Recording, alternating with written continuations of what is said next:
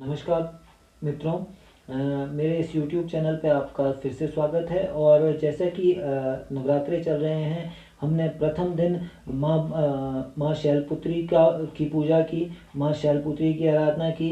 द्वितीय दिन हमने माँ ब्रह्मचारिणी की आराधना की, पूजा की।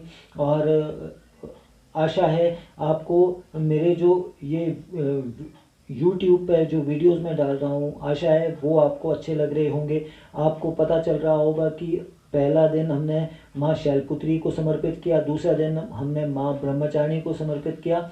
इसी तरह से आज तीसरा दिन है, तो आज तीसरा दिन हमें माँ चंद्रघंटा को समर्पित करना चाहिए। माँ चंद्रघंटा तीसरा रूप है माता का, माँ दुर्गा का तीसरा रूप है। और इनका जन्म क्यों हुआ था, इनकी उत्पत्ति क्यों हुई थी, उसके बारे में हम जानेंगे। किस तरह से हम इनकी पूजा कर सकते हैं जिससे जो है हमें फ़ायदा मिले, ये हम जानेंगे। और माता के कितने माता का रूप कैसा है उसके बारे में हम जानेंगे। तो सबसे पहले आपको नवरात्रों की बहुत बहुत शुभकामनाएं हैं। आज तीसरा दिन है तो उसकी भी आपको बहुत बहुत शुभकामनाएं। माँ चंद्रघंटा जो हैं, उन्हें माँ चंद्रघंटा इसलिए कहा जाता है क्योंकि उनके माथे पर अर्धचंद्र विराजमान है, इसीलिए उन्हें माँ चंद्रघंटा कहा जाता है। माँ चंद्रघंटा की उत्पत्ति क्यों हुई थी? माँ चंद्रघंटा की उत्पत्ति इसलिए हुई थी ताकि राक्षसों का नाश हो पाए। जो अंधेरा फैल चुका था राक्षसों के द्वारा, दैत्यों के द्वारा। और इस समय महिषासुर काफ़ी जो है क्रोध में था, और महिषासुर ने इंद्र को भी परास्त कर दिया था। तो इसलिए इस समय जो है सभी देवताओं ने मिलकर ब्रह्मा और विष्णु जी के पास जाकर और शिव जी के पास जाकर अर्ज लगाई कि हे भगवान, हम जो है बहुत ज़्यादा परेशान हो चुके हैं महिषासुर से। तो इनको हम किस तरह से इसे हम किस तरह से जो है इसका विनाश कर सकते हैं। तो इन सभी की जो शक्तियाँ थी वो एकत्रित हुई, सभी देवताओं की शक्तियाँ एकत्रित हुई। और सभी देवताओं की शक्तियों को एकत्रित होकर जो एक माता बनी, वो थी माँ चंद्रघंटा। और माँ चंद्रघंटा माता का तीसरा स्वरूप है। और इन्होंने जो है जब जन्म लिया, जब उत्पत्ति हुई इनकी, उसके बाद जो है जितने भी दैत्य थे वो सारे मारे गए। और एक बार फिर से जो है इंद्र को उनका राज वापस दिलाया इन्होंने, माता ने। और इसी के साथ महिषासुर का भी अंत इन्होंने किया, तो इसीलिए इन्हें महिषासुर मर्दनी भी कहा जाता है। अब जैसे कि मैंने आपको बताया कि इनका जो है जन्म या इनकी उत्पत्ति हुई थी, वो किस लिए हुई थी और इनके पास क्या क्या था, उसके बारे में मैं आपको बता देना चाहूँगा। इनके 10 हाथ थे, सिंह पे सवार माता थी। और इनके दसों हाथों में कोई ना कोई अस्त्र रहता था, जैसे कि तलवार हो गई, धनुष हो गया और त्रिशूल हो गया। और इस तरह से जो है इनके हाथ जो है वो अस्त्रों से भरे हुए थे। अस्त्रों से सुसज्जित माँ सिंह के ऊपर सवार होती थी। अब इसी के साथ मैं आपको ये भी बता दूं कि इन्हें जो है घंटों की नाद काफ़ी पसंद है। घंटों की नाद मतलब जो घंटियाँ बजती हैं वो जो है इन्हें काफ़ी ज़्यादा पसंद है। इसीलिए आज जो भी पूजा करें आप, जो भी माता की पूजा करें, चंद्रघंटा की पूजा करें, और जो भी पूजा करें उस समय जो है आप घंटी का प्रयोग ज़रूर करें, जो माता को प्रसन्न करती हैं।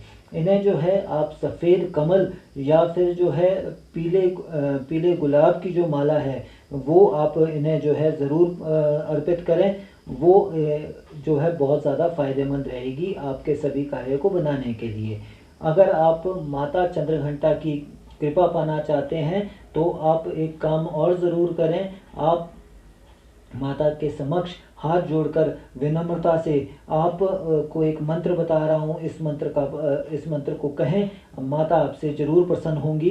पिंडज प्रवारूढ़ा चंडकोपास्त्र कैरुताम प्रसादम तनुते महम चंद्रघंटेति विष्णुता। एक बार फिर से बोल देता हूँ, पिंडज प्रवारूढ़ा चंडकोपास्त्र कैरुता प्रसादम तनुते महम चंद्रघंटेति विष्णुता। आप इसका पाठ करें या इस मंत्र को माँ को समर्पित करें, इस मंत्र को बोलें। इससे जो है आपके घर पर सुख शांति और समृद्धि आएगी। इसी के साथ मैं आपको ये भी बता देना चाहूँगा कि माता आपके दिल से, आपके हृदय से जो है भय की मुक्ति करती हैं, आपको हर एक तरह से धन धान्य से भरपूर करती हैं। और साथ में जो है ये भी कहा गया है कि इनके हाथ में जो है, इनके हाथ में अस्त्र शस्त्र से सुसज्जित तो थी ही माता, और इनके 10 हाथों में शंख चक्र गदा ये भी थी। तो मतलब हर एक तरीके से अगर आप देखना चाहें तो माता का स्वरूप आपके मन मस्तिष्क में आ जाएगा जब आप इनके बारे में सोचेंगे। तो माँ चंद्रघंटा को समर्पित आज का दिन आप मनाएं, खूब अच्छे तरीके से नवरात्रि बनाएं, माता की पूजा करें, आराधना करें और माता से फल प्राप्त करें। माता की कृपा पाएं अपने इन मंत्रों द्वारा, अपनी पूजा के द्वारा माता की कृपा पाएं, और आपके घर पर सुख संपन्नता आए, आपके घर पर किसी भी तरह का कोई भी क्लेश न रहे, आप भय से मुक्त रहें। यही मेरी माता से एक इल्तिजा है कि आपको सुख संपन्नता प्रदान करे। बस हम यही चाहते हैं कि हम सभी के घर में सुख का वास हो, किसी भी तरह की कोई भी परेशानी ना रहे, हमारे सब कार्य बनते रहें, और किसी भी तरह से मतलब हमें किसी भी तरह का कोई भी क्लेश ना रहे, घर पे किसी भी तरह की कोई भी परेशानी किसी के घर पे ना आए। यही कहते हुए मैं आज तीसरा नवरात्रा तो है ही है, साथ में जो है चौथा नवरात्रा 2 बजे के बाद शुरू हो जाएगा। तो उसके बारे में कल सुबह हम बात करेंगे। कल जो वीडियो डालूंगा उसमें चौथे नवरात्रे के बारे में भी आपसे बात करूंगा।